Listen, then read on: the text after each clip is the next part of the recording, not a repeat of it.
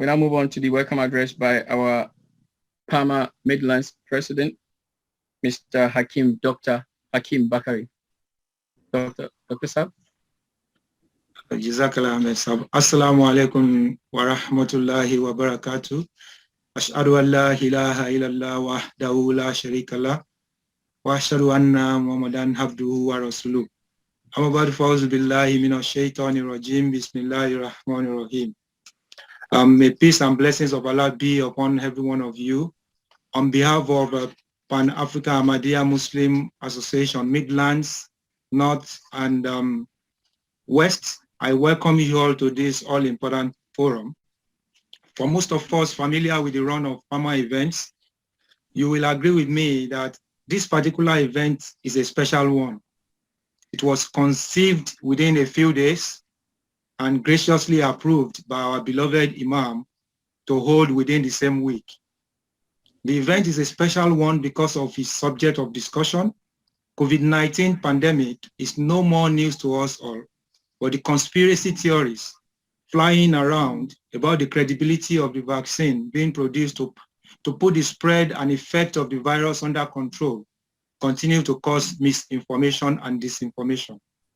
However, as an advocate of collective and responsible action for global sustainability, I feel that we all have a role to play in the fight against this pandemic. But to ensure that our actions count, we need to be fully empowered with reliable and accurate information. This will enable us to make our own informed choices about the vaccine.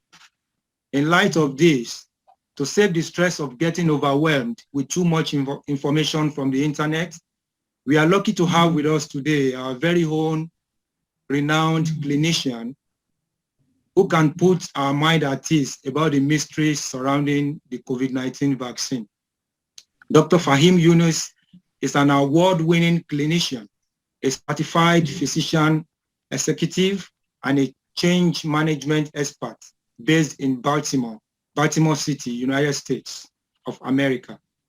On behalf of everyone here tonight, I welcome Dr. Younus, and I hope you are all able to benefit from this short time we will be having with Dr. Younus tonight. Without much ado, I will hand over back to Ahmed Saab because I can't wait to get my questions answered. Assalamu alaikum wa rahmatullahi wa barakatuh. Wa alaikum salam wa rahmatullahi wa barakatuh. Jzakumullah, our dear President of PAAMA Midlands, Dr. Hakeem Bakari. I guess we just get the ball rolling now, and then I'll just move on to Dr. Younus. Dr. Younus, are you here with us? Yes? Assalamu alaikum wa rahmatullahi wa barakatuh. Wa alaikum salam wa rahmatullah. But instead of us trying to introduce you, I guess we will start by just asking you to just tell us what you do and what's all about your profession and where you are now. Sure. Assalamu alaikum wa rahmatullah. Ashhadu la ilaha illallah wahdahu la sharika lahu wa ashhadu anna Muhammadan abduhu wa rasuluh. My dear brothers from PAAMA UK, Assalamu alaikum. I am first of all deeply honored and very, very happy to be with all of you, because if it was not for the truth of Hazrat Masih Maud alayhi salatu wassalam, there was no reason for a man who was born in Pakistan, who lives in England, to be talking to a lot of Africans who happen to live in UK. I mean, this is the universal brotherhood. To me, that's what's very, very exciting to me right now. And all of us are united in the hand of one Khilafat. And how many people can really say that? So anything that I have been blessed to do in this pandemic is Allah's fazl, none of my own doing. But by the grace of Allah, I have been an infectious disease physician for the past 20 years. I serve as the chief of infectious diseases at the University of Maryland, Upper Chesapeake Health. Now I'm the incident commander of our COVID response in our hospital systems. We've vaccinated over 3,000 people in my own hospital, and we are constantly working on this, inshallah ta'ala, until this all ends. We've treated over 1,000 patients just in our own hospital. So a disease that was completely new up until a year ago, by now, alhamdulillah, we have significant experience and first-hand knowledge of what's going on. Thank you very much for that brief intro. I just think I'll now pass on back to you. You probably want to say some few words before we get into the questions and answer session. Sure. So I think I would love to really have all of you take control of the program, ask whatever questions you have on your mind. My agenda is your agenda. To me, if your questions are answered, that makes me happy. I don't have any of my own agenda, but before we go into those questions, let's think if we can agree on some big principles. And push back right now, disagree. Let me know now if you disagree with any of the 5 things I'm going to share with you. 1, nothing in life is risk-free. Do we agree with that? Everything has a risk. Disagree, let me know. If I don't hear anyone, I'll keep going. Yes, we agree. All right. And second thing, my understanding of Islam is that collective interest supersedes individual interest. Islam is a communal faith. It gives a lot of rights to the individuals, but it builds societies. Do we agree with that? Yes, I agree totally. Okay. The third big principle is that the believer is open-minded. Believer is not closed-minded, because all of the Sahaba of Rasulullah sallallahu alaihi wasallam, we are hearing the stories in the sermons of the Khalifatul Masih for the past so many years. All of them were converts, if you think about it, right? So that means they were open-minded. That's what brought them to Islam. So I believe a believer is an open-minded person. Do we agree with that? Yes, I agree. So far, so good. This is a good group. The fourth principle I want to make sure we agree is, as human beings, all we can do is, as Rasulullah sallallahu alaihi wasallam said, tie the knee of the camel. In the end, after that, we pray and put our trust in Allah Ta'ala. Is that true? That we can only do so much. We cannot control everything in life. Then there is, after we do our part, then there is time and place for dua and putting our ultimate trust in God. Correct. Okay. So after that, I think the last, so these are the 4 principles so far. Nothing is risk-free, that collective interest supersedes individual interest, that believer is open-minded, that we can only tie the camel. And the last point is that we believe Khilafat changes a state of fear into a state of peace. Yes. All right, then let's go. That's all. I just wanted to make sure that we as a group agree to these broad principles. And Ahmad Awusu Saab, over to you, sir. I'm here at your service. My goal is to simply try and share my understanding with you. And there may be times where I don't know the answer. I'm just going to tell you straight up that I don't know. And by the way, anything we discussed today, as you know, this is a ever-evolving scientific process. If something I tell you today is proven wrong 3 months from now, is changed, we will change our mind. We are open-minded people. But at the same time, I will tell you what is scientifically proven already, what we already know, and what are the ideas where we can safely move forward. All right, sir, over to you. Any questions you have for me? Thank you very much. I guess as for the questions, we want to start from one video for you. All right. And I guess there are so many videos out there which is literally scaring people from the vaccination. So if Brother Enin is here, can you give us one of the videos?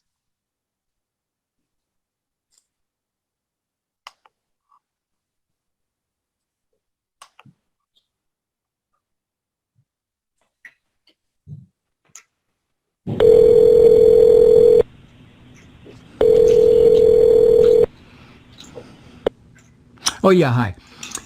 If I get vaccinated, can I stop wearing a mask or, any mask at all? Like 2 or even 1 mask?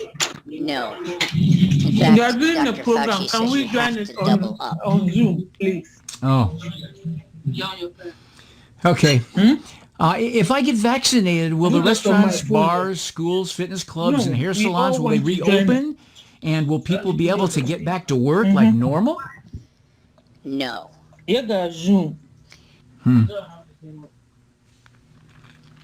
Okay, let me ask you this. If I get vaccinated, will I be resistant to COVID? Maybe, we don't know exactly, but probably not. Oh, Dr. Bill Gates says you will more than likely need a third shot because it looks like just the two still don't meet the death quota. All right. If I get vaccinated, at least I won't be contagious to others, right? No, the vaccine doesn't stop transmission. Okay, then let me ask you this. If I get vaccinated, how long will the vaccine last? No one knows. All COVID vaccines are still in the experimental stage. If I get vaccinated, can I stop social distancing? No. If my parents, grandparents, and myself all get vaccinated, can we hug each other again? No. Can I ask you this? So what's the benefit of even getting vaccinated at all? Hoping that the virus won't kill you. Are you sure the vaccine won't injure or kill me? No. Are you sure? No. If statistically the virus won't kill me, it's got a 99.7 survival rate, why should I even get vaccinated? To protect others.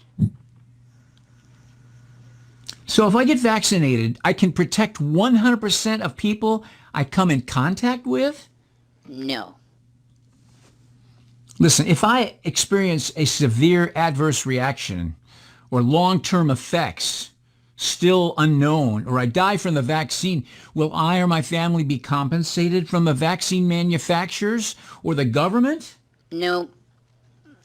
The government vaccine manufacturers have 100% zero liability regarding this experimental drug. Let me summarize the COVID-19 vaccine for you, sir. It doesn't provide immunity. It doesn't eliminate the virus. It does not prevent death. It doesn't guarantee you won't get it. It does not stop you from passing it on to others. It doesn't eliminate the need for travel bans, and it doesn't eliminate the need for business closures. It doesn't eliminate the need for lockdowns, and it doesn't eliminate the need for masking. So, would you like me to set up your appointment for your vaccine?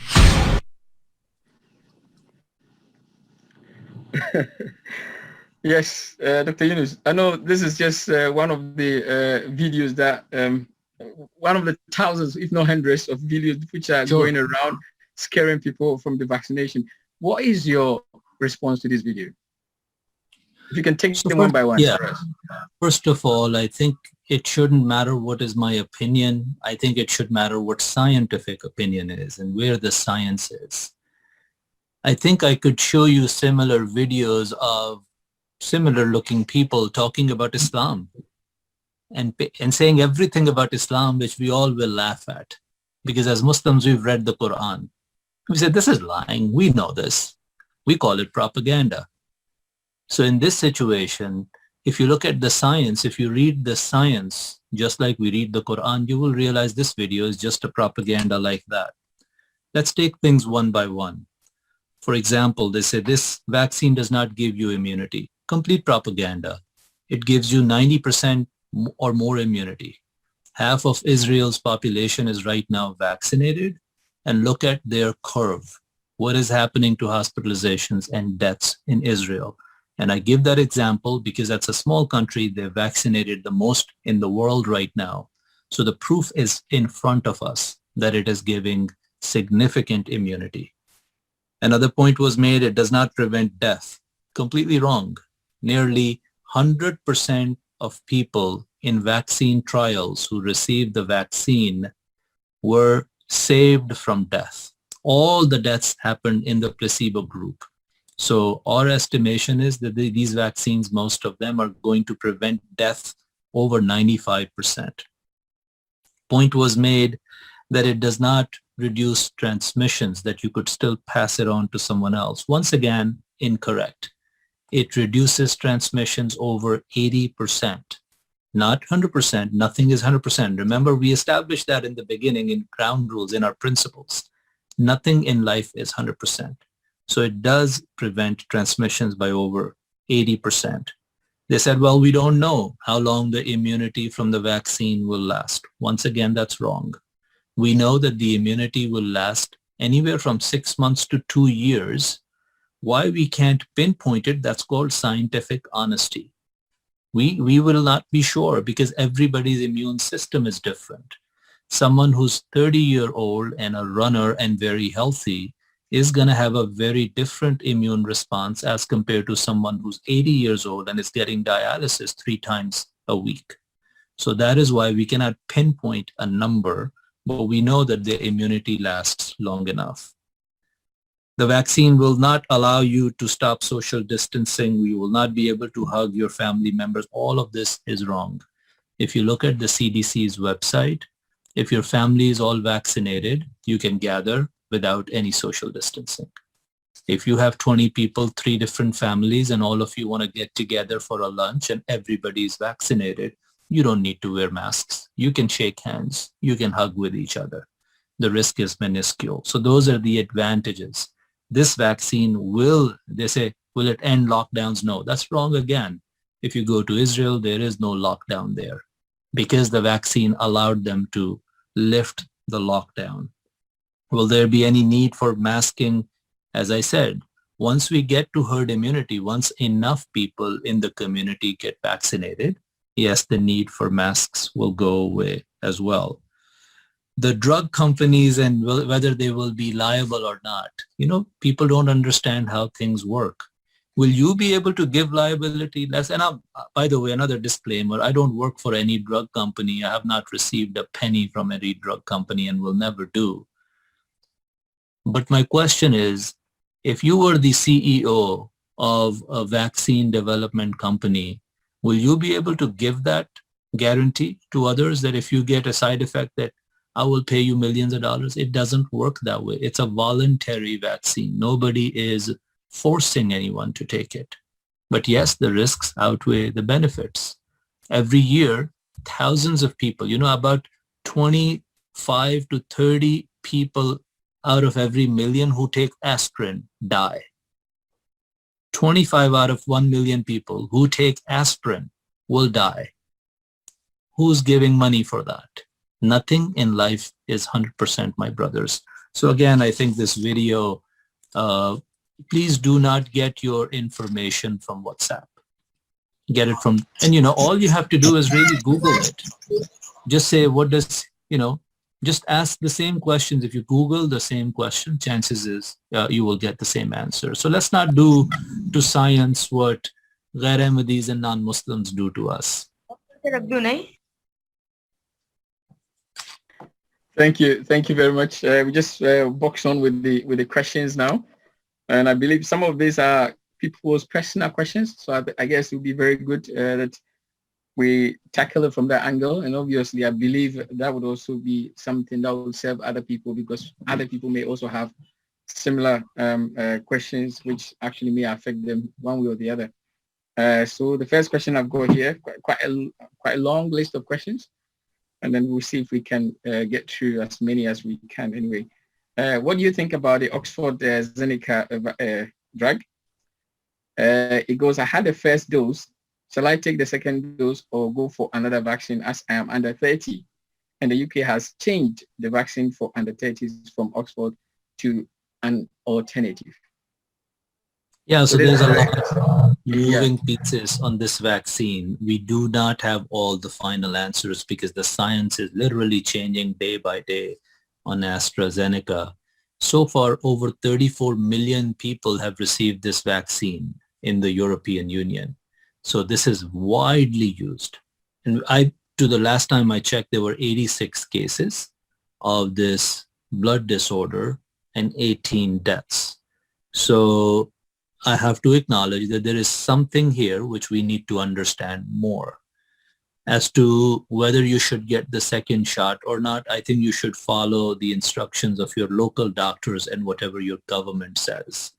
I work in practice in United States where AstraZeneca is not yet approved. So I don't have any first-hand experience with it, but scientifically thinking, I believe it's a good vaccine. I believe it's going to have a major impact globally.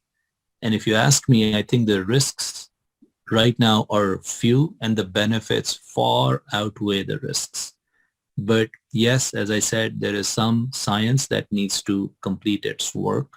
So you should follow your local government's recommendations, because I know that those recommendations also differ between UK versus Norway versus Belgium versus Germany. As for a second shot, once again, I cannot tell you that. I think you should look for local guidance on that. Thank you. So I believe as we live in the United Kingdom, the government will definitely give guidance as we go along as to those who have already taken the jab and then waiting for their second dose. I guess it's probably within the next 3 months or so. So as Dr. Younus is saying, the sciences will come out, and then based on that, they'll make a decision for us as to whether we go ahead or not. Would you advise anyone to go for the vaccine at all if the person thinks he doesn't need to do that? Doctor? I don't know who, so anyone who says they don't need, what they're saying is that they are immune to coronavirus. I don't know who can say that in the world, because this virus is not going to discriminate. It's not going to ask whether you're white or black or Muslim, non-Muslim, UK or US. It's only going to ask, are you human? So from that angle, I believe everyone needs it. I have to, Allah Ta'ala says in Holy Quran, Ya ayyuhallazina amanu lima taquluna ma la tafalun. O you who believe, why do you say what you do not? So I can only tell you that I'm practicing what I'm preaching. I have taken the vaccine myself, and even the young, my children who are young, if they're eligible, I have asked them to take the vaccine as well. So I believe that every one of us who's eligible needs it, and there are benefits. The benefits far outweigh any risks. Okay, move on to I think there's a bit of quite few on this clotting issue. That's those who have had the blood clot cases identified. How soon after the first dose do they have the symptoms appeared? Say that again, after the first dose of the vaccine? Yes, after the first dose, when did the symptoms of the blood clots actually started appearing? Just so that those who are have had the dose have a bit of a peace of mind that I think we've gone past that stage, so we're okay. Yeah, I have not seen any research that nails down that time frame. I think it would be within 3 to 4 weeks, within the first 3 to 4 weeks. But as I said, 86 cases have been reported. They have not been published with all the exact details right now. So this is an answer that today we cannot answer, at least I cannot answer with certainty, because I have not seen that data. Okay. There's another one here, which I guess, anyway, I'll fire it across. What is your take on the Sputnik vaccine given in the Asian countries? If for some reason someone can't get a dose of the same vaccine as a second dose, can they go for an alternative option? So Sputnik, the vaccine from Jzakumullah, Russia, again, the phase 3 trials were published in Lancet, 92% efficacy, nearly 100% efficacy in preventing hospitalizations and deaths, vector-based, modern technology. So I personally think it's a good vaccine. If it's available, people should take it. As far as mixing and matching two different vaccines are concerned, typically that's not recommended. That's not standard practice. Only under exceptional situation, we try to mix and match. For example, somebody gets a very severe allergic reaction to the first dose of Pfizer. We may not give him a Pfizer vaccine the second time. We may give something else. So in general, whenever possible, try not to mix and match. Under exceptional circumstances, Every exception is different, and I would suggest talk to your doctor in that particular case and follow what your doctor's advice is. Okay, move on. Every year the flu comes as soon as the weather changes, but I have not had a flu jab. So why do I need to take the COVID vaccine? Because it's just like a flu as well.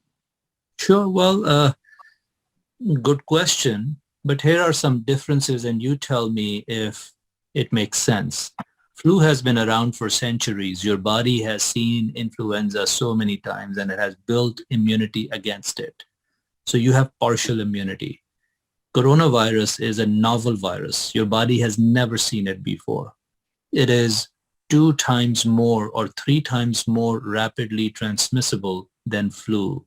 And it is 5 to 10 times more deadly than flu. So it's causing a pandemic right now. Nearly 3 million people have died from coronavirus so far. Flu does not do that every year. Flu does not put countries in lockdown. Flu does not put aeroplanes down. Flu does not overflow hospitals. Influenza does not topple economies. So you need to first of all understand, accept, recognize these are 2 very different viruses. They're very, very different. Just because the symptoms can be flu-like, particularly in young people, does not mean that they're the same. And by now you have seen the outcome.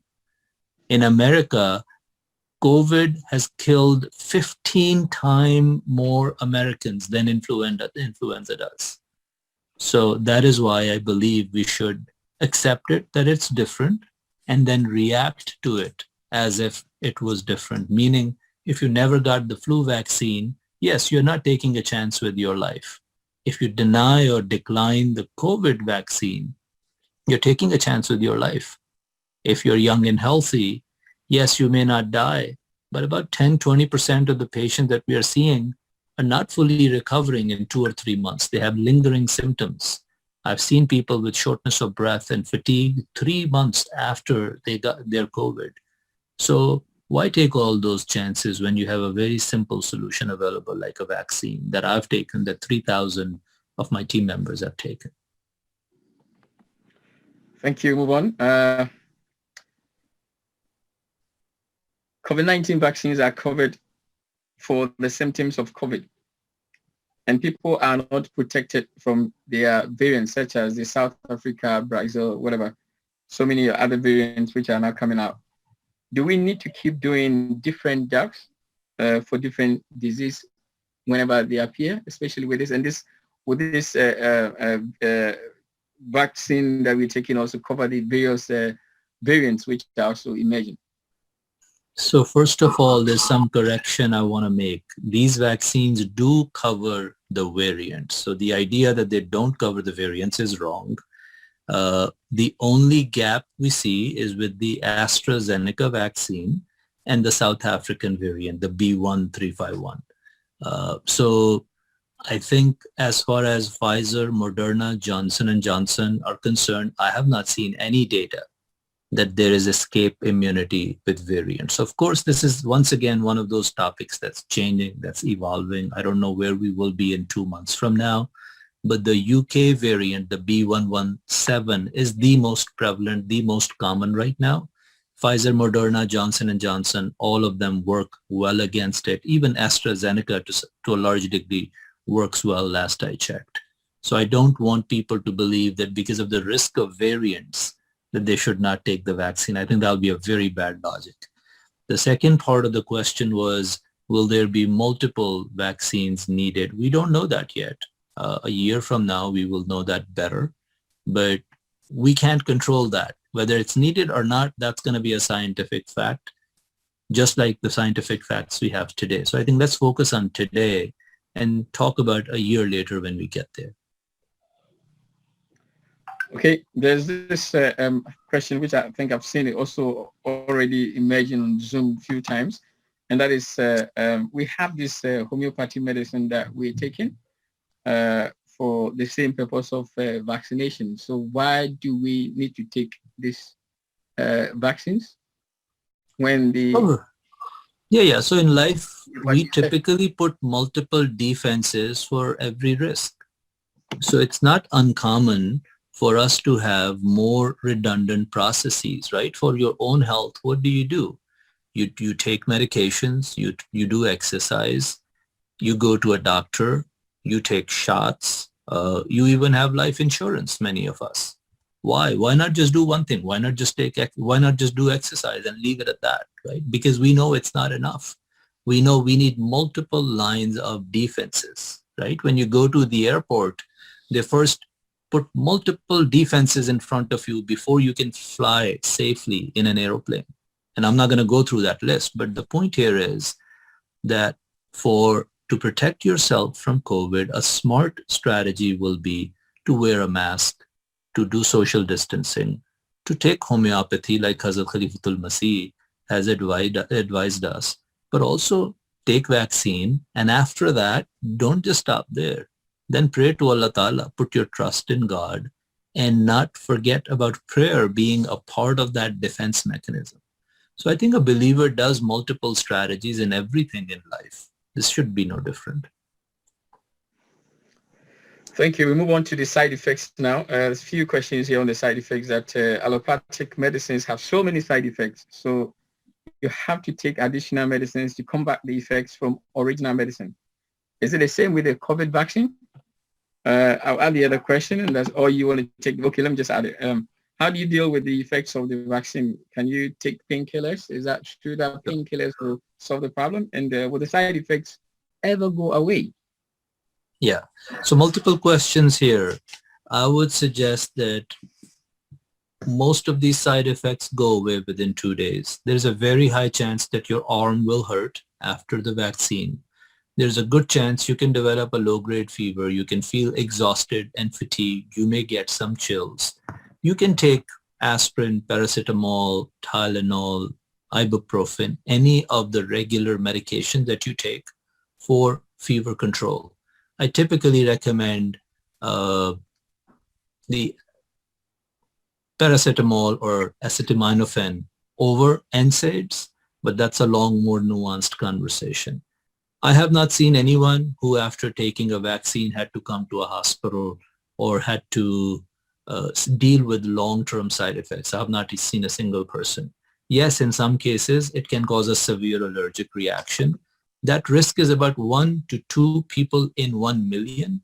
And that is why we observe everyone after they get the vaccine so we can treat that. That's almost always treatable, curable.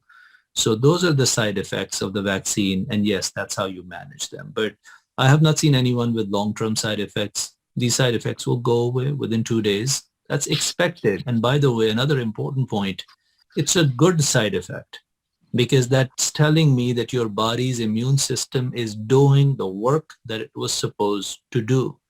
Vaccine is like an email to your body to print 10,000 copies of a document. I'm just making a simple example.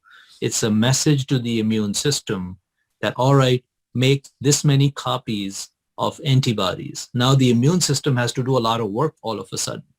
And when it starts working, that's when you start feeling the fever, the fatigue, the chills. So even though you're feeling bad, you should feel good that your body is doing the work it was supposed to do. So it's not really a side effect. It's an effect. It would be expected.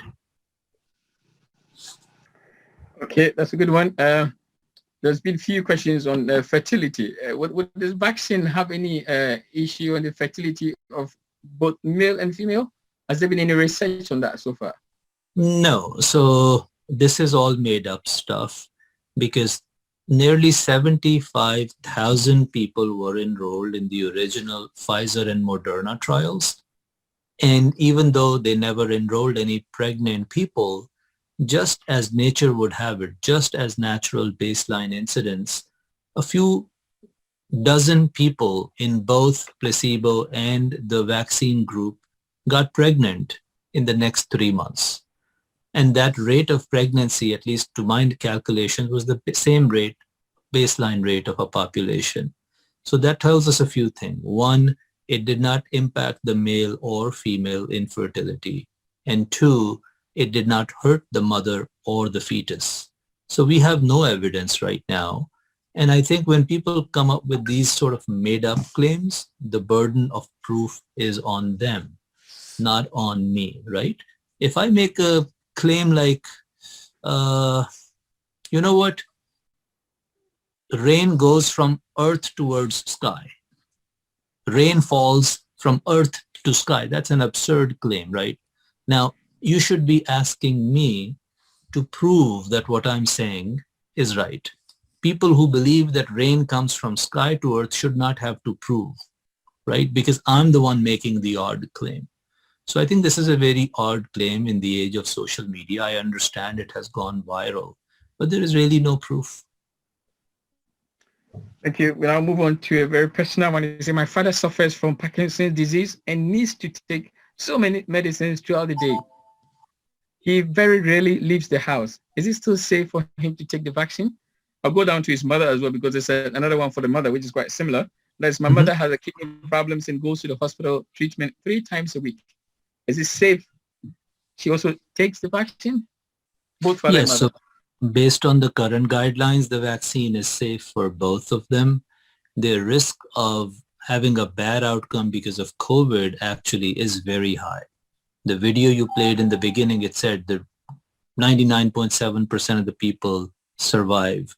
That's right, and that's also misleading, because both of the patients you just mentioned, in this age group, the risk of survival is not 99.7%. It's around 85%. So the mortality in this age bracket is actually very high. And we've got to be very careful that we're protecting this population. Now, what does happen, and for example, more than 80% of all the deaths with COVID have occurred in people over the age of 65. Just think about it. 80% or more deaths have occurred in people over the age 65. So I think the patients you just described probably fall in this age group, and it is important for them to get vaccinated. They may get a less of a robust immune response. Rest, you can ask your own doctor for advice. I want to make a point right here that I don't like to comment on individual situations. A lot of people contact me from all over the world. I have COVID, what should I do? I don't like that sort of medicine. I think that's risky. You should always go to the person who's treating you. I don't treat people remotely. If medicine was that easy, I could just stay home and just give people phone advice all day, right? That's risky. So people should go to their own doctor, who should examine the patient, look at all the lab data points, and then make a decision. But in this case, I don't think that both of these elders of our family, they both can get the vaccine, no issue. From the Islamic point of view, how would you be able to advise anyone to take the vaccine? So that's beautiful, because as Muslims, we believe that our faith is complete, that our faith gives us complete guidance in all matters. And this is where it gets proven again. If you look at the guidance in Holy Quran, whosoever saved one life, it's as if he saved mankind.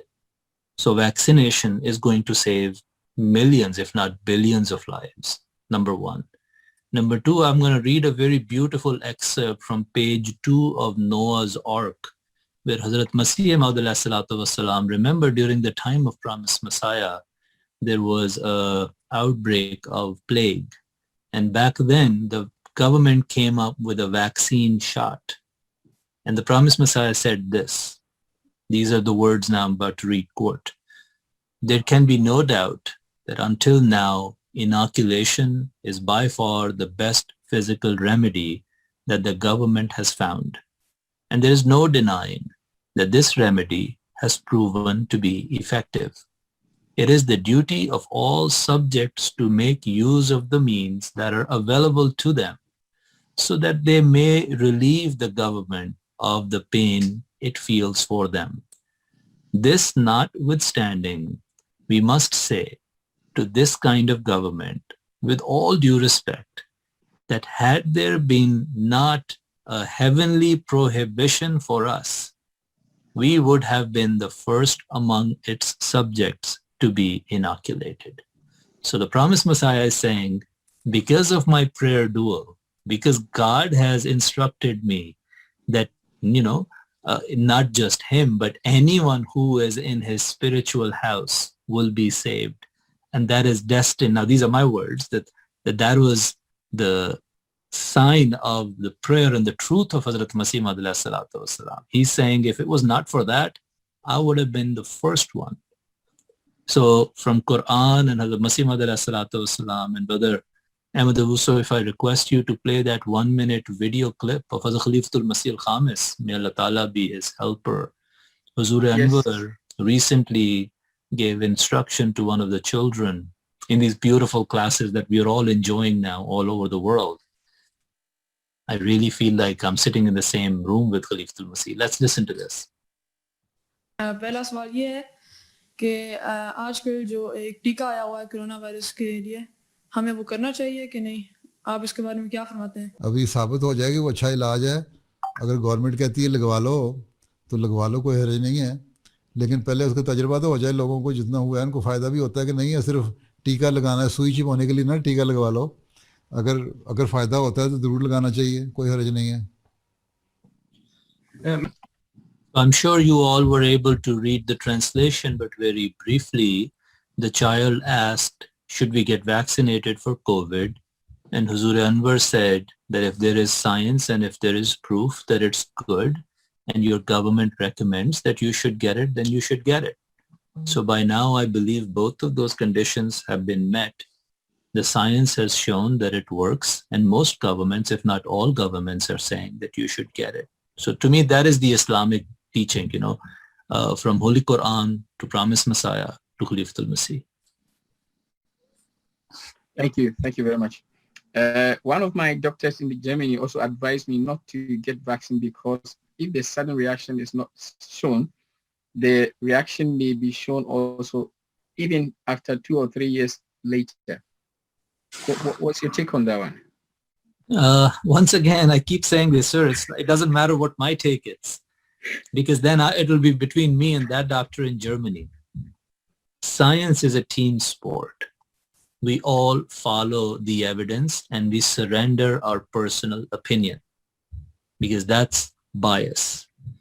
Current science suggests that there are no long-term side effects, or if there are, they're so rare that they become irrelevant, sort of 1 in a million side effects. So at present, if you look at the whole world, 726 million people have already received a vaccine globally. 726 million. That's more than the adult population of Africa. So if there were long-term side effects, out of nearly 1 billion, 725 million people, at least you'll have 70,000 people in the hospitals, right? You will have, even if it was 1%, that would be a very large number. But how many people are admitted to the hospitals because they got vaccinated? That number is less than 100. So it once again tells us that the long-term side effects are probably 1 in a million. I respectfully disagree with that doctor in Germany, and much of the medical community will disagree. It's just not my matter. I think there is enough science that the vaccine is safe. Thank you. There's one more here, which is there are also news around the world that some people actually take the vaccine and straight away they pass on, they die. How true is such those videos which are actually running around? How true are they? Well, again, I can't talk of every video because I have not seen it. All I will tell you is this. There is correlation and then there is causation. What that means is, if you look at all the nursing homes, I'm just making up some numbers. If you look at everyone over the age of 80, you can call what is baseline mortality risk. Means you can calculate every month 100 or 30 people will die just because of age and natural conditions, right? So if you started giving vaccine to everyone and somebody who was going to die anyway, 3 days from now, you gave them vaccine 2 days ago, and then they died. Now you will link this to the vaccine. This is not just with deaths. In US, we have studies showing that about 4,000 people will get stroke in a month. About 4,000 to 5,000 people will have a heart attack or get a cancer. 9,000 people will be diagnosed with cancer. So all of these people, if they got vaccine just 2 days before that diagnosis, people can say, oh, the vaccine caused it. That's correlation, not causation. So I don't want people to be overly anxious about that. That's not how science works. So far, the data is showing that vaccine is not causing any of these deaths. Thank you. Now, with regards to vaccine, there's been another question here that how is it different from vaccines of the past, and how does this vaccine actually work on our system? So there are 3 types of vaccines. Some of them are actually just like the vaccines of the past, which is that you inactivate the virus or you kill the virus and then you inoculate into the body. The vaccines from India, the vaccines from China are still conventional vaccine, just like the ones from past. Then the vaccines which are AstraZeneca or Johnson & Johnson, they are more like you inject a piece of the virus, just one spike protein into the body rather than injecting the whole virus. And then the body does the antibody production against it. Then the third part, which is mRNA vaccines, which I consider, like, to me, they're the most modern technology right now. They don't even have any part of the virus. All they have is a message. It's like a Snapchat message that goes into your body, tells the body to make a certain protein, and then automatically destructs. So those are the 3 different mechanisms of current vaccines, and that's how they're different from conventional. Thank you. Another one is why? I mean, I guess, anyway, let me throw it to you. And that is, why is it that all the countries of the world now seems to be having the same sort of data, but when it comes to the AstraZeneca, there's a bit of a difference in approach to it? Even I don't know. Yeah, I don't know. I think there can be so many factors. AstraZeneca was supposed to supply this vaccine to 100 different countries. And, you know, there are human elements, there are scientific elements, there may be political elements, but honestly, I don't know. And then there is also something to be said about the communication from AstraZeneca. I think the company may have done a better job at communicating and being more transparent with some of the data. But yeah, science is a complex process. A lot of what people are seeing, we as physicians have seen all our life. I mean, this is every day, every patient, every new drug that comes out. Science is a very difficult process. It's an iterative process that you build upon success after success. You improve it one small bit every time. Unfortunately, that's unfolding in front of the world and causing a lot of anxiety for people. But for us, it's nothing different. Thank you. There's one more here, and that is, why is this vaccine and this whole coronavirus thing actually linked to artificial intelligence and then this 5G? What is your take on that? So once again, I don't see any scientific evidence of that. I don't want anyone to feel like I'm trying to convince you to get the vaccine. That's not my job. I'm just trying to think of that myself. How much have you been paid so far to convince us to take the vaccine? Does not take anything out of my wallet or does not put anything in my wallet. So I don't argue over things. I simply inform people. I think my job is to inform people. Since you're all like my family, my job is to pray for you. But at the end, it's your decision to get the vaccine or not get the vaccine. And some questions are such that I feel they have been rebutted so many times by all the scientific societies by now. Yes, I can repeat the same answer that there is no connection of 5G or all of those things. But I will also say that, remember in the beginning, we said a believer keeps an open mind. We agreed to that. So these are the situations where I would say some onus is on people as well. All of us have access to internet. You should go and look up the information yourself and then keep an open mind, because no amount of answering from someone else is going to do the job. At some stage, it's a personal decision. Thank you. I guess this is a bit of a tricky question, but I'll throw it at you because I know you're quite an intelligent scholarly man as well. And that is, during the fast, are we allowed to take the vaccine? So when I looked up Fiqh Ahmadiyya, according to Fiqh Ahmadiyya, a vaccine that stays in the skin like chickenpox is allowed during fasting, but a shot that goes inside the muscle or the vein is not allowed. This vaccine goes into the muscle.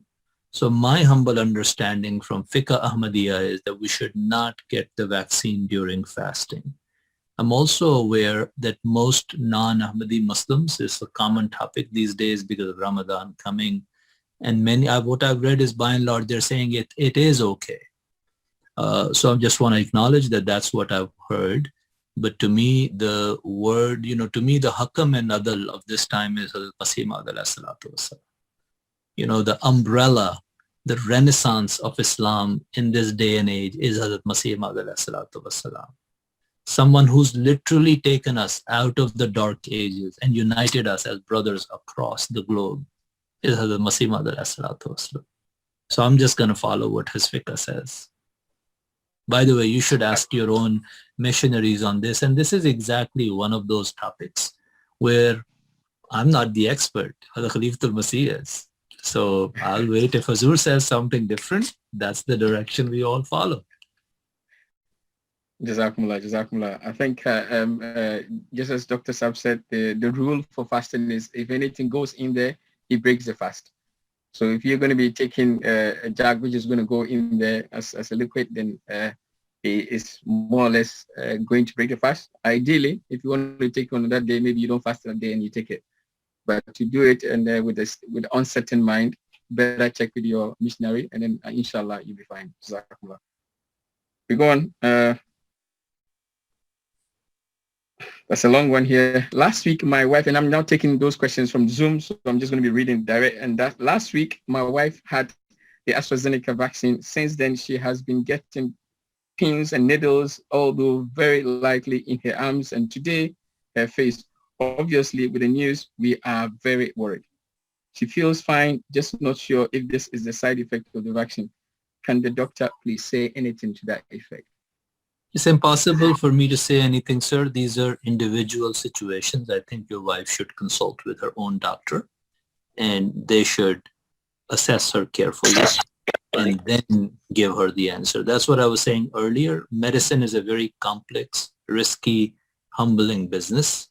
We want to be very careful because 9 out of 10 times these things are not important and they go away. But if there is something that needs to be addressed, I would not want it to be missed. So please consult your doctor. Jazakumullah. There's a bit of a very broad question here, which I think would be very good as well. And that is, how can we improve our immune system? Because definitely in this particular time, looks as if we need an immune system to fight this corona. So any advice or any tips on that as well? Sure. For immunity, what is good is good 7-8 hours of uninterrupted sleep. So make sure you're getting disconnected from technology and not looking at your cell phone all night.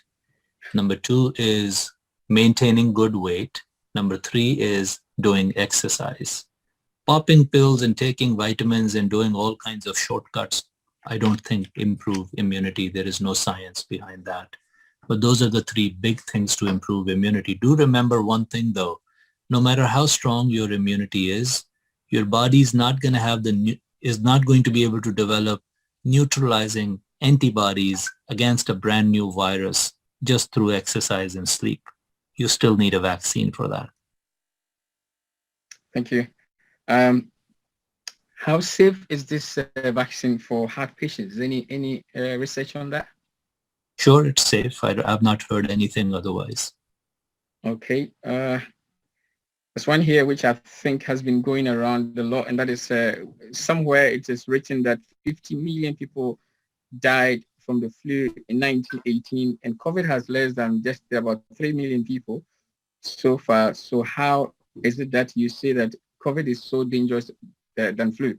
Secondly, are we going to continue taking the vaccine every year since the lifespan of the vaccine is normally about 2-3 years? I know it's one of those questions, but... The second question first, we don't know whether it'll be every year or not. Personally speaking, if for the next 2 or 3 years it is every year and it ends the pandemic, I still think it's worth it. Your second question about flu killing more than COVID that flew in 1918, yes, your numbers are accurate, but let me ask you this. 3 million deaths to you is not good enough? I mean, 3 million deaths is not big enough for us to take a vaccine, which 726 million people have taken. And number two, we may be done with COVID, but COVID isn't done with us. It's 3 million today. Where will it be in a year or 2 years from now? Anybody's guess. This virus is not just going to go away on its own. It will, but it will do a lot of damage before it goes away. If it kills, let's just say, 0.5%, 0.5%, less than 1%, right? What will be 1% of 7.5 billion people? Do the math. Can anyone do the math for me?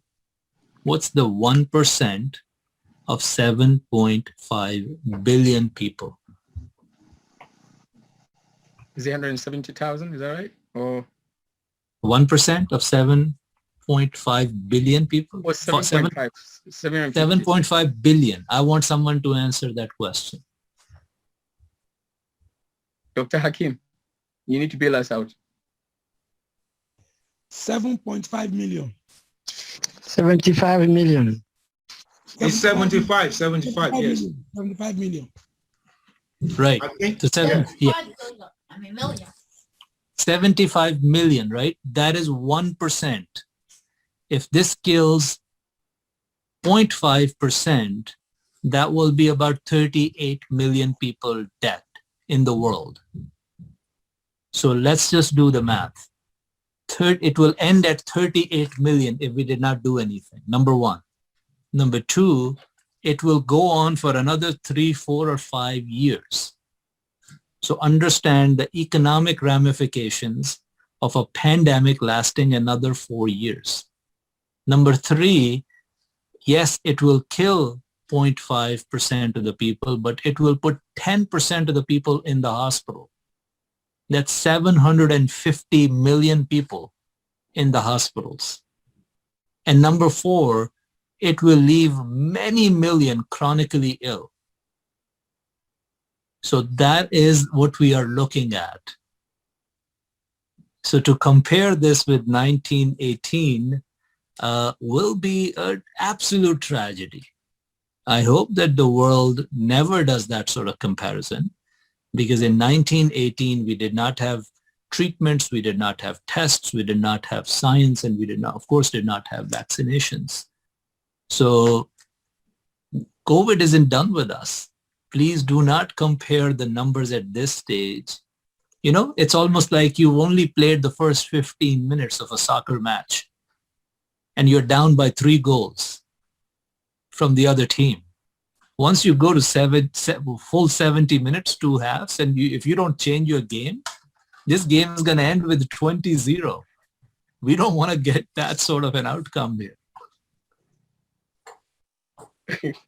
Thank you. There's this very important question here. I feel, I don't know whether what the person I've said is right, but I guess it's very important you clarify things for people, and that is our government are telling us not to meet each other's houses, even with the vaccine, and to still social distance, even if we had the vaccine. But you have said the opposite. I thought it was very important you clarify things for people in that sense. Someone has just sent this through. Sure, absolutely. And as I said, I mean, this is a part of our faith.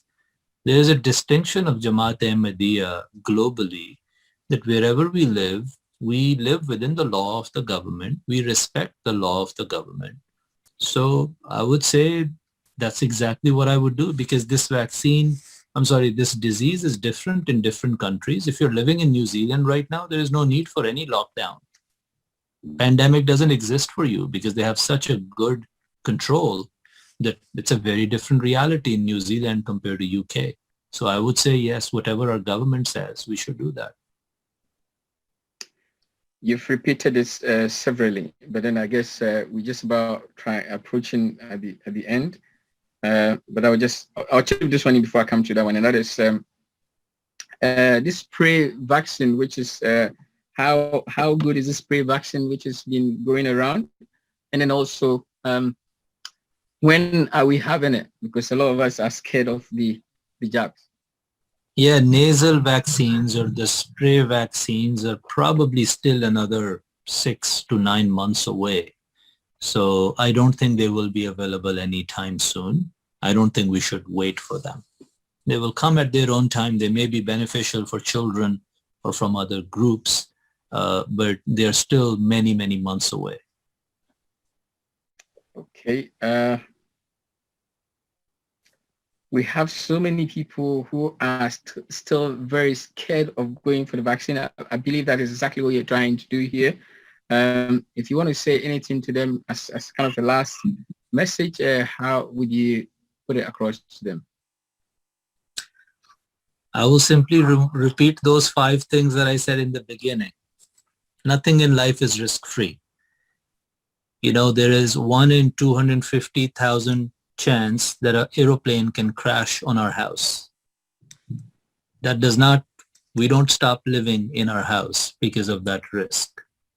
So I would humbly suggest that understand that not taking a vaccine is also taking a risk. So you're exchanging one risk with another.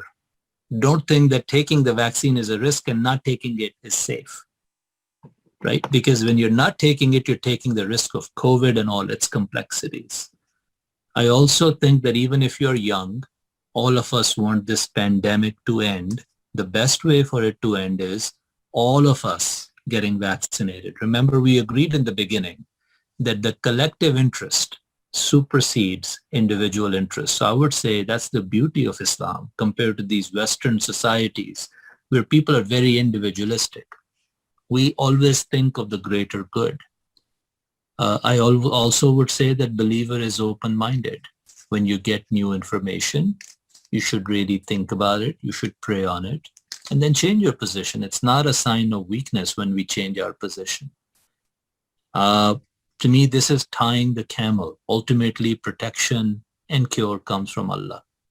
But not tying the camel is not the teaching for us. And in the end, you already heard what Khalifatul Masih said. So we believe Khilafat changes a state of fear into a state of peace. And if I'm not taking the vaccine, I have some anxiety about it. I have an element of fear in me. And we are the fortunate ones who have that Khilafat that always, not just forget about vaccine and COVID. So many situations in our life. Think of your own life in the past. And I'm pretty sure all of us can think of a time when we were in a state of fear and anxiety, and Khilafat changed into a state of peace. So I will again go back to those 5 points, and everybody should make their own decision. Thank you. There's one more. I think I should just chip it in before we move to our revered PAAMA president for the closing remarks, and that is, what is your advice on traveling in this period? Once again, CDC says that's another advantage of getting vaccinated because you can travel more safely. And again, it's a matter of protection. So I don't know what else. I feel bad that I'm coming back to the same point over and over again. But that's only because it shows you our limitation. We don't have 10 different things to offer. I wish I had a pill that cured COVID. I don't have that sort of treatment right now. You should come and work with me in the hospital one day, and you will see how devastated we as physicians feel You may be looking at me smiling. I'm telling you, I'm bone tired. I'm exhausted. And I'm suffering because I'm seeing human suffering to a level that I've never seen in my life. So if you have to travel, the best way to safely travel is to get vaccinated and then try to wear an N95 or a KN95 mask while you're traveling. Keep a small hand sanitizer with you so you're protected while you're traveling from one place to another. Dr. Sab, it's really been enlightening, really been knowledgeable and quite relaxing. And I believe everyone who is watching would probably be, if you're one of those who had that kind of hesitation to go for the vaccine, I believe Doctor has been able to convince you it's for the good of all of us. So please do make up your mind, do it for the safety, your own safety, and for the safety of everyone. And just like Dr. Saab said, if you save one life, it's like you save the whole of humanity. Thank you very much, Dr. Saab. And then one last thing, if I may, yes, just 30 seconds. Allah has blessed me to do these sessions in various groups.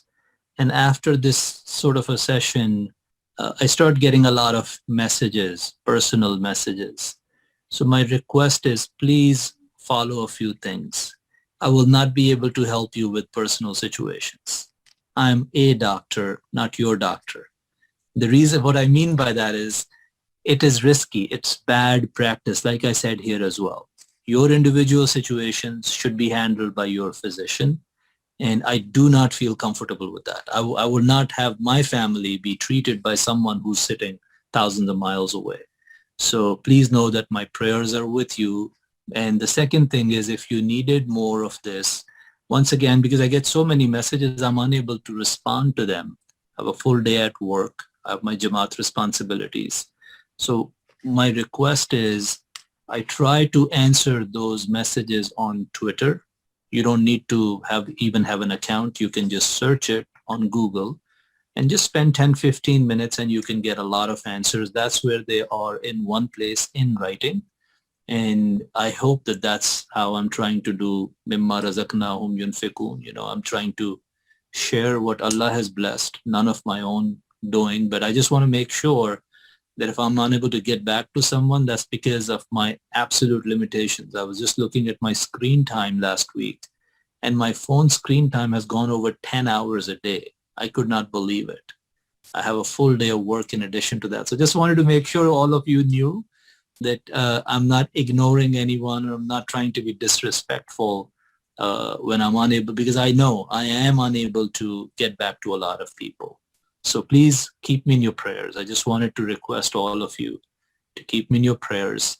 And inshallah, together we're going to get through this. Inna ma'al usra yusran, inna ma'al usra yusra. Holy Quran says, surely there is ease after hardship. So may Allah Ta'ala protect all of you. Jzakumullah, Doctor, for that one. And I believe if you want to just contact Dr. Saab, please do come and see me privately. Give me some money, I'll give you the number to you. Thank you very much, Dr. Saab. We now move on to our closing remarks by our revered, respected PAAMA President, United Kingdom, Mr. Tommy Kalon Sahib.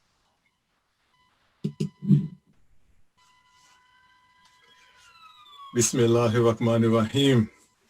My dear and beloved brother, Dr. Faheem Younus Sahib, respected audience all around the world, and my dear PAAMA UK members, Assalamu alaikum wa rahmatullahi wa barakatuhu. Wa alaikum assalam. Let me start by congratulating my PAAMA regions, the Midland region, PAAMA West region, and PAAMA North region, who have been our collective hosts today. And I congratulate them for hosting this event, and also I thank them very dearly, because what you've done today is unite me with my brother, my dear brother, Faheem Younus Sahib. Many people may not know, but when I was Sada Kudamla UK, a respected brother was also Sada of the USA. Virtual hug. Here's a virtual hug for you. Indeed, I used to call him the real president of the USA, and he's never let me down. So yes, indeed, it's been a reunion today with my brother Faheem, and then Jazakallah Faheem, Saba, come to you, but I want to thank you as well for not just for today, but for all your services you've done for the Jamaat, for humanity, for enlightening us today. It's been a very, very informative and I should say inspiring event as well, inspiring and talk from you. And not just for today, but also over the years. I recall when we went to establish PAAMA USA back in 2007 to 2017, your role you played there when you brought together the PAAMA USA members in your wonderful house there, the basement. I recall we met there with Imam Diba Sahib, who was a then president, and the members of PAAMA USA. We had a wonderful evening together. And so Jazakallah for that. I remember it very, very clearly.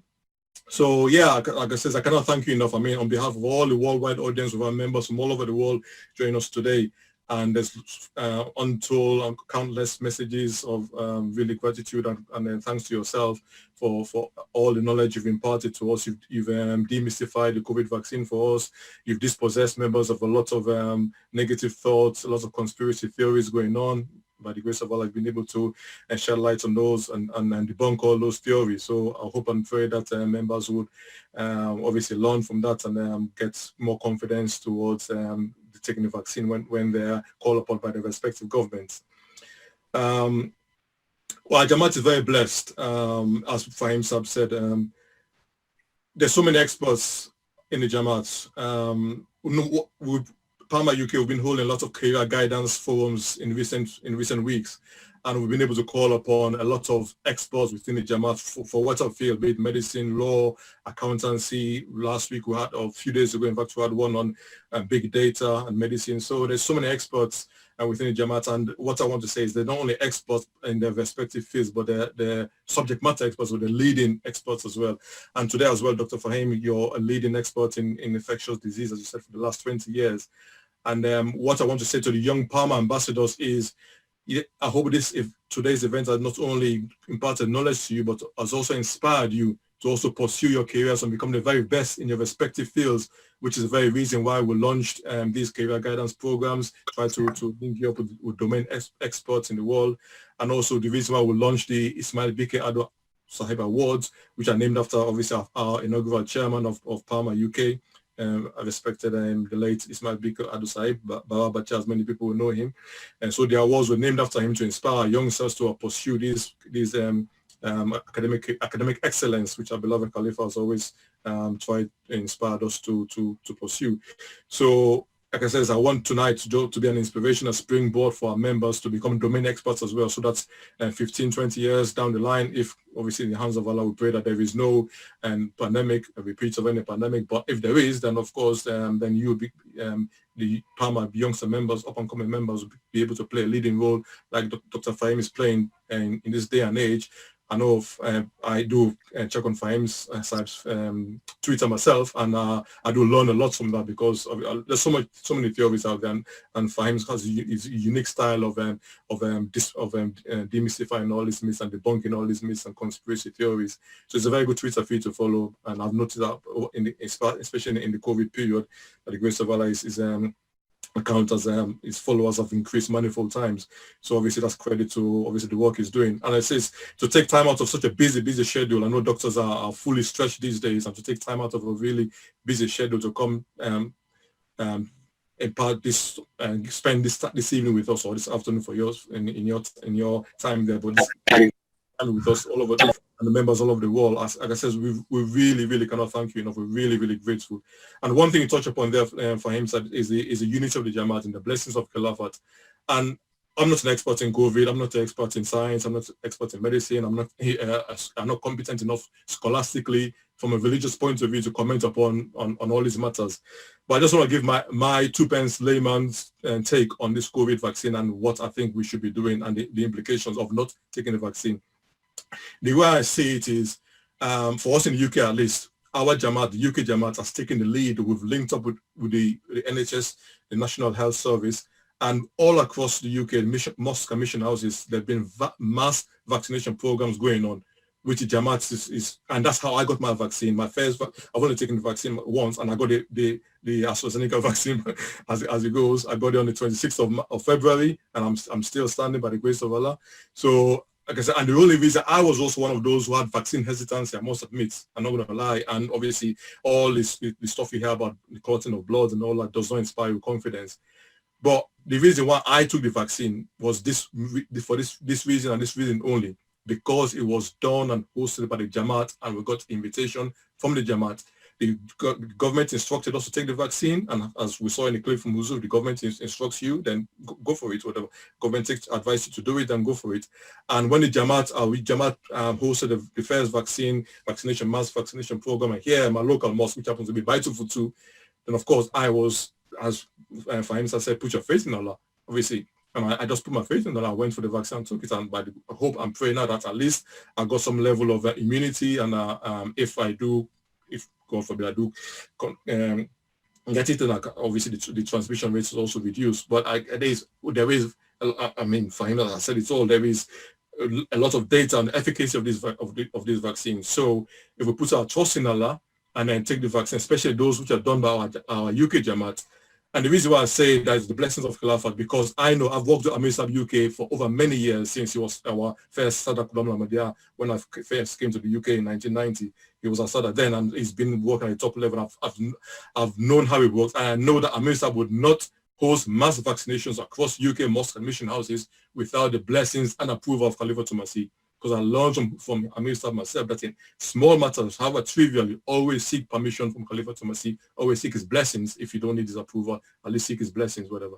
So I know that this is done with the blessings of Khalifa Masih, and that gave me my confidence. As times I said, Khalifa turns our fear into peace. And I had immense doubts about the vaccination because it was hurried, it was not tested. I was worried at the length of time, there were side effects that may come out 10, 15, 20 months later, whatever, that we may not know about yet. But the moment the Jamaat says, here's a vaccination program, those who are eligible, please, whatever, register for it. I was one of the first and foremost to register for it, and I obviously talked my wife as well into taking it. Obviously, she had also already received the invitation from NHS, and I always once saying, let's wait and see what happens. Let's wait and see you down the line. Let's give it some time. But the moment the Jamaat says, here's the invitation to come take the vaccine, I was first and foremost, not only myself, but my wife as well. On the same day, we went and got the vaccination. This is the blessing of Khilafat. And again, for this program as well, when this program was put together by the three regions, it came to me that we needed permission from Khalifa Masih. Straight away, I submitted a request to Huzu at 5:55 on Tuesday evening, and by 11:55 on Wednesday morning, I already got the response from Private Secretary's office that Huzu has approved. In fact, I got a letter of Huzu annotated, approved, whatever. And I was clearly stated in the bold that this event is hosted by this PAAMA regions, and it is going to be delivered. The main talk will be delivered by Dr. Faheem Younus Sahib, and it is demystifying the COVID vaccine myths. So, if in Huzu's wisdom there's no blessings in the vaccine, why would they approve Dr. Faheem straight away to come and deliver this event? So in my lay opinion, obviously I'm not, like I said, I'm not qualified enough to comment upon this religiously or give what Huzu was thinking about, but I have the feeling that Huzu obviously is endorsing the vaccination program by obviously allowing Dr. Faheem to come talk to us and demystify, debunk all these theories. And again, I have another take on this, and that the vaccine avoidance may actually have some very, very serious consequences for us, whatever. Because imagine, I mean, just for the sake of argumentation, that you avoid the vaccine because of potential side effects and all the risk, which obviously, as Faheem said, there's always risk in everything you do. I remember once I put a question to Khalifa Masih IV, should boxing be banned, whatever? And Huzu said, why? And I said, because it can lead to brain damage. And Huzu said, well, you can walk in front of a bus and you can walk on the streets and get an accident or whatever. There's more risk in that than boxing, than having a brain damage from boxing. He said, Huzu said to me then, and I remember in Fazl Mosque, he said, what they need to do is tighten the rules, have more rules, more regulations, more protections, more medical guidance, whatever. But there's no need to ban boxing because there is a risk of brain damage, whatever. So the point is, there is risk in everything you do. Every day you walk out of your house, there is a risk. That's the reason why the Holy Prophet, we should do Durush Sharif from so much, because he taught us prayers for every single thing we need to do from the moment you wake up to the time you go to bed to retire at night. There is a prayer for everything you do. And we use this prayers to minimize the risk of anything going wrong in any given day, any given moment of our lives. So there's always a risk. So but I was saying that if you don't take the vaccine, and obviously you do end up, God forbid, contracting COVID, and I don't mean just contracting and having mild symptoms, but what if you contract COVID and become critically ill? What prayer can you possibly offer to Allah? Allah gave you the opportunity. The Jamaat invited you to come take the vaccine, for at least those of us in the UK, and you avoided the vaccine. What prayer can you offer? Of course, I'm not going to prescribe limits on the mercy of Allah. Allah is all merciful. So many times we've wronged ourselves and we've returned to Allah with repentance, and Allah's forgiven us and have mercy on us. So of course Allah can forgive us, but it will be some sort of embarrassment for you to stand in front of Allah and pray to Allah to save you if you're critical of COVID, when Allah gave you the opportunity to get potential immunity and vaccination from it immunity through vaccination, and you refuse to take it, whatever. And there's also potential consequences as well, not just for yourself, but if, God forbid, you contract COVID and then knowingly or unknowingly, you pass on that COVID to someone else, who then passes on to countless people, whatever, indirectly, because you become a spreader of COVID, and somebody ends up dying from that. Somebody passes on either to you, pass on direct to somebody, or indirectly to somebody, passes to somebody else, or their grandparents, or the people with family members or friends or with weak immune system, and somebody ends up dying from that. I mean, I don't know what's happening. I'm not competent enough scholarly to say what can happen to you on the day of judgment, but all I know is it's not a situation you want to be in, where you do not know. You wake up on the day of judgment and you find out that you had indirectly caused the death of people you never even knew about, never came into contact with. I remember the time when COVID just started. I had just a small anecdote I want to give about my own personal example. At the start of the COVID pandemic, I had an appointment to take my car in for servicing. Just on that day, I started experiencing some mild symptoms of flu. It was a normal flu at the time, but I did not know what it was. And I was in doubt. I needed to take my car to service because I needed the car to commute to work, etc. And I needed to have something rectified. But I was worried that what if I had the COVID and I don't know it at the time, and I go in and indirectly or unwittingly infect someone else, and that person, or some people, the mechanics who come to sit in your car, to drive your car, to fix it, what if they contract and pass on to other people? And you wake up on the day of judgment not knowing that you've infected so many people, and they go and pass on, either somebody somebody you pass it on to dies directly from it, or somebody indirectly they pass on to somebody that ends up dying, and you're ultimately responsible for that, but you could have avoided it. So obviously I put my faith in Allah. Says, no, I'm not going to take my car in. I call this company and says, whatever, I have an appointment, but I think it's best if I don't come in because I'm experiencing some symptoms and I don't want to take the risk, whatever. And that's the point I'm trying to make, that if you don't take the vaccine, when you have the chance to take it, of course, there's a program and there's a priority list, whatever, those who are a certain age are calling first. But when your time comes, for God's sake, I mean, obviously, I'm not going to sell it to you. It's not my job.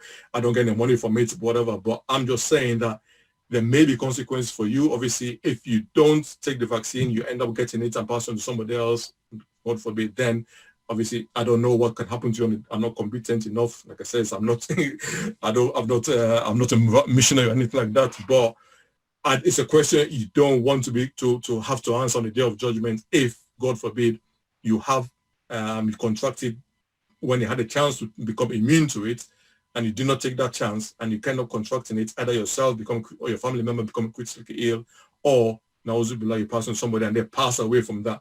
So that can have some severe consequences. So the point I'm trying to make is that there can be serious implications for it. It's not just from a medical point of view, but again, as Faheem said, there is for the greater good, you should put your own personal safety aside, the minor risks that potentially could happen, put those aside, and let us work towards the greater good. If this can be, obviously, people like Faheem are at the forefront of fighting COVID, and we have many members in our association as well, UK at least, who are at the forefront in the health service working towards this. We cannot be at the forefront. Some of us have the privilege of working from home on a daily basis. I don't come into contact. I only go for my only interaction when I go for salat and buy to and back. But those who, with the little bit we can do in helping to fight the vaccination, helping to fight the pandemic, is by taking this small risk and becoming vaccinated by it. And let us play our minor role, our modest role in reducing the spread of COVID, reducing the number of hospitalizations. Let us reduce the workload on the NHS and people like Dr. Faheem, who are spending the best parts of the day away from their families and having to fight this disease.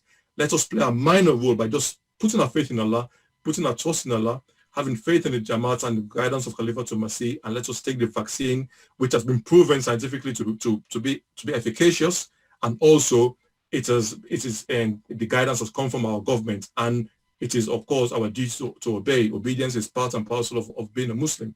So the point I'm making is, let us, by taking the vaccine, it is a small role we can play, a minor role compared to the vast, big, massive role which people like Dr. Faheem are playing out there fighting this pandemic. It's a small price to pay. You may get, I was ill for a couple of days, I did, and I'm glad Dr. Faheem clarified that that's actually to my benefit, that the antibodies were working, my immune system was working, and for 2 days, I was whatever. I mean, I didn't go for salat. I just stayed at home. By the grace of Allah, recovered healthily and stuff. But then the point is, it is a small risk, small price to pay to help us fight the pandemic. So anyway, that's my lame take on that. But obviously, I hope and pray that members would have gained benefits from, obviously not from my humble contribution, but definitely from what Dr. Faheem said today. So I want to go back to Dr. Faheem for the final word on tonight's event and tonight's program.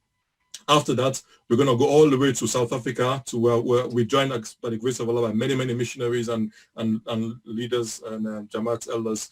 And today, we're joined by one such member, the national president and missionary in charge of our Jamaat Ahmadiyya South Africa, and the person of Maulana Mansoor Zaid Sahib. So he's going to come back to him, and he's going to lead us in silent prayer to bring this program to a formal end. But before that, we're going to go back to Dr. Faheem, because obviously you are the keynote speaker today. I just want to give you the final word for tonight before we go over to South Africa, Cape Town, South Africa for silent prayers. Dr. Faheem, sir, please. Jzakumullah for your kind invitation, for your kind words. My dear brother, President Tommy Collins, I just wish one day we see each other again and hug and shake hands and be grateful to Allah Ta'ala. Nothing more. Jazakumullah for the opportunity. Indeed, Jazakallah, sir. Okay, Ahmed, are we good to go over to South Africa now for silent prayers? Yes, we're going to go to, but then just a quick one for everyone who is listening in, just to let you know, again, to just buttress the same point that our respected President Saab and Dr. Faheem has said. Our beloved Huzur has also tasked MTA Africa to be organizing these programs on MTA Africa, because he knows there's a lot of these myths in Africa, which is people are now very scared of going towards the vaccine. And Huzur himself has actually tasked us with that particular job, to make sure we organize programs to help people demystify this myths so that they can go for the vaccine. So if you want to know, our beloved Huzur is in support of it. Yes, he's actually tasked MT Africa to do that. I think we go now to South Africa, just at the very bottom of Africa, to Mrabi Zahid Saab to lead us in the silent prayer. Assalamu alaikum warahmatullah. Mansoor Saab, how are you? Ji, alhamdulillah. Before silent prayer, I want to thank Dr. Faheem Sahib.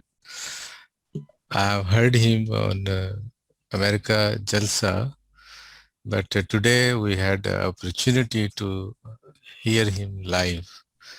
And the topic he discussed was very important, because there are a lot of rumors. As he said, we shouldn't listen to WhatsApp or this type of things, because a lot of people, they just make videos and they throw here and there, and people become confused.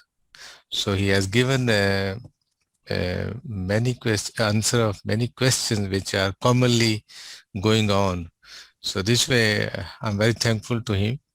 May God bless him. May God give him long life, and may God give him opportunity to serve the mankind and the Jamaat. And today is Friday, and we have got this another Friday, gathering through 3 continents. Dr. Sahib from America, I'm from Africa, our chairman Sahib, Tommy Kalu, and Ahmed Osu Sahib from UK. You see, 3 continents has become together, and this is the blessing.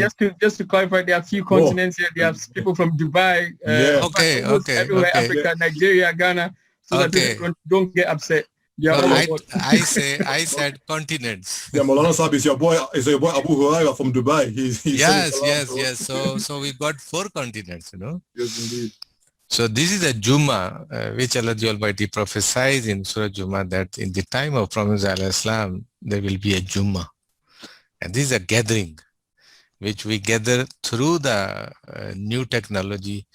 And I'm very grateful to Allah the Almighty and thankful to the Jamaat, because we are not in the past where people, they were fighting on the mic whether we could use speaker or not. But even that time, second Khalifa Raziallahu Ta'ala anhu took a decision that we will use it. So Jamaat have our Khulafa have a long sight. They see in the future what will happen. So we are getting benefit of these things. We are thankful to Allah the Almighty, and I also want to wish thank to all those participated. Whatever we have heard, please continue this message to others, because we do discuss this type of things with friends, with the relatives, and some of them they are in a panic, some of them they are in trouble that maybe we are going to be controlled by this or that. These are not the things. Let's take it with a happy heart, with a good heart, and inshallah God the Almighty will protect this word due to what we are trying to do. So with this few word of thanks, kindly join with me in a silent prayer. A'udhu billahi minash shaitanir